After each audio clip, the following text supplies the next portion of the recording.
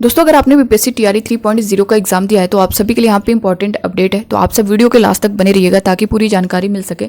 तो दोस्तों नए हो चैनल पे सब्सक्राइब कर लीजिएगा, बेल आइकन को प्रेस कर लीजिएगा ताकि इसी तरह की ऑथेंटिक अपडेट आप तक टाइम पर पहुंचती रहे। आपसे रिक्वेस्ट है दोस्तों, बहुत से अभ्यर्थी जो हैं प्रॉपर वीडियो देख रहे हैं, चैनल पर बने हुए बट अभी तक चैनल को सब्सक्राइब नहीं किए, तो दोस्तों बटन प्रेस में आपका कुछ नहीं जाता है, एक बार सब्सक्राइब कर लीजिए। उससे क्या होगा कि जो भी अपडेट है आपको टाइम पर मिलती रहेगी। अब यहाँ पे दोस्तों जो आज की न्यूज़ है वो है आपका ओएमआर जो है आज जारी होगा। इसको लेकर के जो न्यूज़ आई उसके बारे में हम लोग जो है नोटिस है उसको हम लोग डिटेल में देखेंगे, आंसर की को लेकर के, ओएमआर को लेकर के। साथ ही दोस्तों रोस्टर क्लियरेंस का जो मामला था उसको लेकर के अपडेट है। और ऐसे बहुत से अभ्यर्थियों को जो है बाहर करने का देखा होगा आपने टीआरई 1.0 टीआरई 2.0 में, जिस तरह से उनको डीवी के बाद भी जो है उनकी नियुक्ति कर दी गई। और इसमें जो है टीआरई 3.0 में उन अभ्यर्थियों को पहले से ही बाहर करने की मांग को लेकर के यहाँ पे अभी हम उसके बारे में भी पूरा देखेंगे। तो यहाँ पे देख सकते हैं दोस्तों टीआरई 3 ओएमआर शीट आज आएगी, इसके बारे में पूरा डिटेल आप लोग देख सकते हैं। तीसरे चरण की शिक्षक नियुक्ति परीक्षा में शामिल परीक्षार्थियों की ओएमआर शीट बुधवार को वेबसाइट पर अपलोड की जाएगी।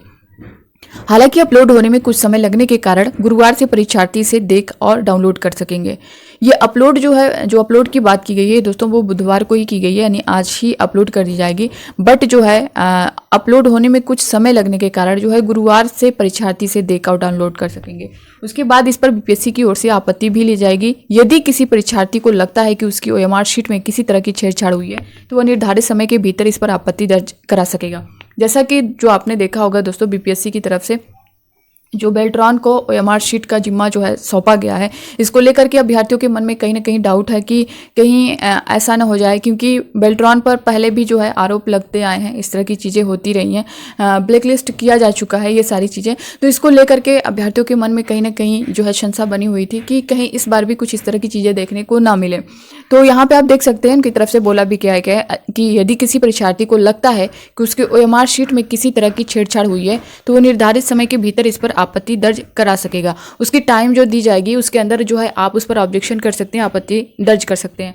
दूसरा यहाँ पे जो अगली लाइन है, ओएमआर शीट अपलोड होने के 2 दिन बाद से प्रोविजनल आंसर की जारी की जाने लगेगी और अगले 3-4 दिन में सभी विषयों के प्रोविजनल आंसर की अपलोड कर दी जाएगी और इन पर आपत्ति भी ली जाएगी।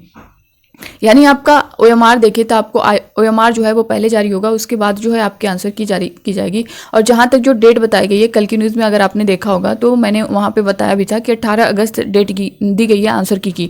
यहाँ पे डेट तो नहीं बताया गया है आज की न्यूज़ में, बट ये दिया गया है कि अगले 3-4 दिन में सभी विषयों के प्रोविजनल आंसर की अपलोड कर दी जाएगी और इन पर जो ऑब्जेक्शन का जो टाइम दी जाती है क्वेश्चन चैलेंज को लेकर के, तो उस पर जो है 3 दिन की टाइम आपको दी जाएगी। तो किस क्वेश्चन पे आपको चैलेंज करना है, क्या नहीं करना है, वो उस टाइम फिर से नोटिस जारी कर दी जाएगी।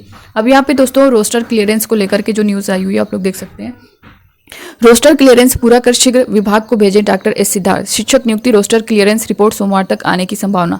इसके बारे में क्या कुछ दिया गया है एक बार हम लोग इसे पूरा देख लेते हैं। शिक्षा विभाग के अपर मुख्य सचिव डॉक्टर एस सिद्धार्थ ने मंगलवार को सभी जिलों के जिला पदाधिकारियों एवं जिला शिक्षा अधिकारियों के साथ वर्चुअल बैठक की। इस दौरान सभी जिला पदाधिकारियों से कहा गया कि वह बीपीएससी की तरफ से टीआरई 3 से जुड़े शिक्षक नियोजन के लिए जरूरी रोस्टर क्लियरेंस को पूरा कर जल्दी से जल्दी विभाग को भेजें। सभी जिलों ने सोमवार तक क्लियरेंस रिपोर्ट भेजने की बात कही है। आधिकारिक जानकारी के अनुसार रोस्टर क्लियरेंस 50% आरक्षण के आधार पर किया जा रहा है। रोस्टर क्लियरेंस प्राथमिक और +2 स्कूलों में शिक्षक नियुक्ति के लिए कराया जा रहा है। उल्लेखनीय है कि इससे पहले 65% आरक्षण के आधार पर रोस्टर क्लियरेंस कराया गया था। तो आप इस चीज़ को समझ पा रहे होंगे, जैसा कि 65% जो रिजर्वेशन की बात चल रही थी, इससे पहले जो करवाया गया था रोस्टर क्लियरेंस वो 65% पर हुआ था। बट अब जो है जैसा कि जो 50% पे सब कुछ क्लियर हो चुका है, तो अब जो है ये सारी चीज़ें 50% पे होगी, यहाँ पे साफ तौर पे मेंशन किया गया है। बाद में सुप्रीम कोर्ट ने 65% आरक्षण को अमान्य कर दिया, लिहाजा फिर से रोस्टर क्लियरेंस की जरूरत महसूस की गई। इस दौरान अपर मुख्य सचिव सिद्धार्थ ने प्राइवेट और सरकारी स्कूलों के नामांकन की सभी समीक्षा की। इस दौरान उन्होंने सभी डीएम से कहा कि सरकारी की भ्रांति प्राइवेट स्कूलों में भी आधार नामांकन बढ़ाए जाएं। इस दौरान सभी डीएम को दिशा निर्देश दिए गए कि वह भी प्राइवेट स्कूलों की जांच कराएं। तो आप देख सकते हैं 50% रिजर्वेशन को लेकर के क्लियरेंस की बात की गई है। इससे पहले जो है 65 पर हुआ था। अब यहाँ पे दोस्तों देख सकते हैं जो जिन अभ्यर्थियों को बाहर किया जा रहा है वो रीज़न क्या है, TRE 1.0 में, TRE 2.0 में। तो ये TRE 3.0 के लिए, जो कि आप देख सकते हैं, एक बार इसे पढ़ लेते हैं। सुप्रीम कोर्ट के फैसले के बाद ताती समाज को SC समाज से EBC समाज में डाला गया। SC समाज के लोगों को पहले CTT में 75 मार्क्स चाहिए, मगर EBC में जाने के बाद उनको 82 मार्क्स चाहिए। हम लोग को इसके लिए BPSC को एक आवेदन देना चाहिए, क्योंकि बहुत सारे लोग 75 मार्क्स पे फॉर्म फिलअप किए होंगे। अगर उनका रिजल्ट आता है तो DV के वक्त सीट खाली हो जाएगी और सीट बच जाएगी, उसके कारण योग्य अभ्यर्थियों का नुकसान होगा। यहाँ पे इनके द्वारा जो बात की गई है वो एक तरह से ठीक भी की गई है। दोस्तों आप देखेंगे, अगर TRE 1.0 में, TRE 2.0 में अगर आपने देखा होगा जो न्यूज़ निकल के आ रही, जो डेली कुछ ना कुछ आपको नोटिस दिख रही, कल भी नोटिस आपने देखा होगा कि सीटेट में लगभग 7 जो है पूर्णिया की नोटिस थी, वो सीटेट में लगभग 7 जो है शिक्षक वहाँ से बाहर हुए हैं। इस तरह से कभी सहरसा की नोटिस आ रही है तो कभी गोपालगंज की आ रही है, हर डिस्ट्रिक्ट वाइज आ रही है।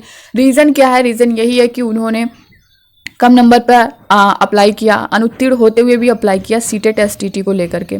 और बहुत से अभ्यर्थियों ने सर्टिफिकेट को गलत एक फर्जी सर्टिफिकेट लगाया, चाहे वो बिहार के हों या फिर अदर स्टेट के हों। अदर स्टेट में सीटेट का मामला ज़्यादा आया हुआ है, STT का मामला ज़्यादा आया हुआ है कि वो जो है 82 से 90 नंबर होने के बाद उन्होंने अप्लाई कर दिया और उन्होंने ज्वाइनिंग ले ली है। अब जो है उनको बाहर किया जा रहा है और जितनी भी सैलरी उन्होंने उठाई होगी वो सब वापस लिया जाएगा। तो ये सारी चीज़ें चल रही हैं। ये TRE 1.0 में भी हुआ है, TRE 2.0 में भी हुआ है और TRE 3.0 में भी ये पूरा चांस है होने का। इसलिए अभ्यर्थी पहले से ही मांग कर रहे हैं कि DV में ही इन अभ्यर्थियों को बाहर किया जाए। हालांकि वहाँ पे DV होने के बाद ये किस तरह से DV की गई, सबसे पहली गलती तो यहीं पे है कि अगर आप डॉक्यूमेंट वेरिफिकेशन करा रहे हैं तो क्या चेक किया जा रहा है वहाँ पे। अगर आप इतना नहीं चेक कर पा रहे हैं कि जो अभ्यर्थी है वो सीटेट में क्वालिफाई है कि नहीं है, जो यहाँ का जो जरूरी चीज़ें उसमें इंस्ट्रक्शन में नोट की गई हैं क्या वो फॉलो कर रहा है या नहीं कर रहा है, तो आप फिर DV में क्या हो रहा है।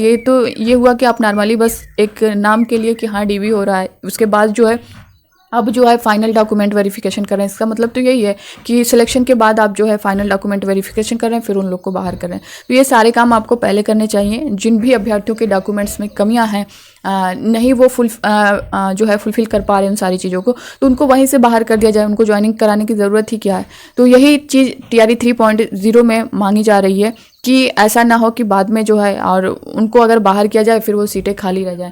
इसी तरह TRE 1.0 में सीटें खाली हुई लगभग, TRE 2.0 में इतनी सीटें खाली हुई, TRE 3.0 में जितनी सीटें कम से कम वो पूरी फुल कर दी जाए। तो इसको लेकर के ये मांग है दोस्तों। बाकी इससे रिलेटेड अब आपके मन में कोई डाउट होगा तो आप लोग कमेंट बॉक्स में कमेंट करके ज़रूर बताइएगा। बस इस वीडियो में इतना ही, मिलते हैं नेक्स्ट अपडेट के साथ। तब तक के लिए bye bye, take care, thank you.